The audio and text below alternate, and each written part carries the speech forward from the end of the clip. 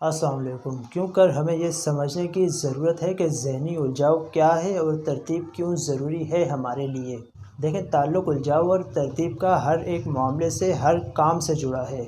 दिन से जुड़ा है, रात से जुड़ा है, पेश आ रहे तमाम वाक़यात से जुड़ा है, आने वाले कल को लिए ख़दशात से, यहाँ तक कि तमाम तर लम्हात से जुड़ा है। ऐसा होना नहीं चाहिए, लेकिन अजीब है कि ऐसा ही हुआ करता है कि नज़रअंदाज करके चला जाता है। यानी जो ज़रूरी है उसी मामले को लिए गफलत बरती जाती है। मगर मसला यह है कि जिस दौरान नज़रअंदाज किया जा रहा हो, गफलत बरती जा रही हो, वो दौरानिया भी उलझाव ही का है। इसलिए ये ज़रूरी है कि समझा जाए, जाना जाए कि क्या है ये ज़हनी उलझाव कि जिसमें हम उलझ कर रह गए, या मुसल्लत की गई जंग की मानिंद, इस फ़र्क के साथ जो बजाय दूसरे के खुद ही खुद पर मुसल्लत की गई हो। दो तरीके हैं हमारे पास कुछ भी करने के लिए, एक जहन का इस्तेमाल जबकि दूसरा जिस्मानी तौर पर कुछ करना। शुरुआत क्योंकि जहन से होती है, इसलिए इसकी अपनी जगह भरपूर अहमियत है, और यही है वो जहाँ कि जिसे तरतीब में होना चाहिए मगर उलझाव का शिकार रहता है। ऐसा शिकार कि जिसकी मिसाल दी जाए तो कहा जाएगा कि मुसलसल फेंके जा रहे जाल के बीच, मुसलसल की जा रही गोला बारी की जद में, बेजा उड़ा देने वाली हवाओं के सामने,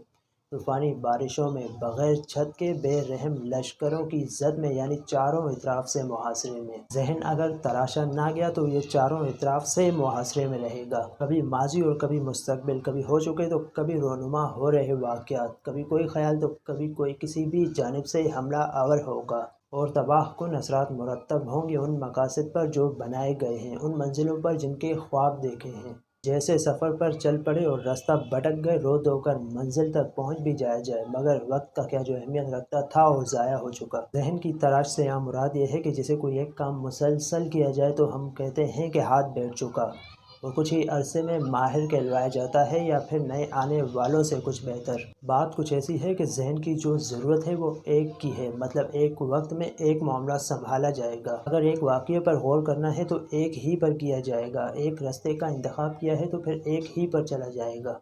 ऐसे की गुंजाइश हरगिज़ नहीं होनी चाहिए कि जहां मंजिल कोई और हो और पहुंच कहीं और जाया जाए, मामला एक दरपेश हो और जहन कहीं और मसरूफ़ हो, वाक़ये एक पर गौर करना हो जबकि जहन दूसरी जानिब उलझा पड़ा हो, बावजूद इसके कि रास्ता जिसका इंतखाब किया है सीधा मंजिल की जानिब जाता हो मगर भटक जाया जाए। याद रखना चाहिए कि बेहतर नताइज तरतीब ही के ज़रिए निकाले जा सकते हैं। ताल्लुक़ तरतीब का इब्तिदा से जुड़ा है। जब कभी इब्तिदा की जाए किसी भी काम को लेकर तो तरतीब अपनाई जाए। खूबसूरती का इजहार तरतीब ही के ज़रिए हुआ करता है। तजर्बा तरतीब बनाकर चलने वालों ही को हासिल हुआ करता है, जबकि कुछ कर गुजरना तभी मुमकिन होगा अगर तरतीब बनाए रखी है।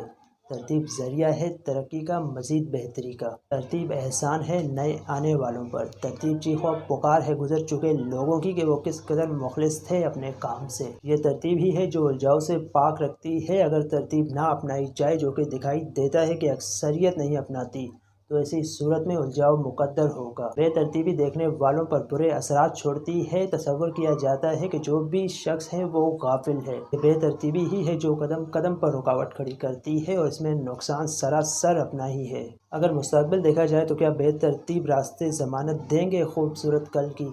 जवाब है हरगिज़ नहीं। बेतरतीबी बदसूरती है, नाकामी है, जंजाल है, उलझाव है। बेतरतीबी खुद ही अपनाई जाती है, खुद पर खुद ही जंग मुसल्लत की जाती है। अपने ही जंगजू जहन को शिकार बनाते हैं और उलझाए रखते हैं ऐसी जंग में जिसमें मौत वाक़या वक्त से पहले ही हो जाया करती है। तो इसलिए होश के नाखून लेते हुए जहन को तरतीब देना चाहिए। एक वक्त में एक काम, यानी जहां जहन और जिस्म दोनों मौजूद हों, करना चाहिए, ताकि उलझाव से जहन को महफूज रखा जा सके। इसलिए तरतीब ज़रिया है जहन के बेहतरीन इस्तेमाल का और उलझाव से पाक रखने का।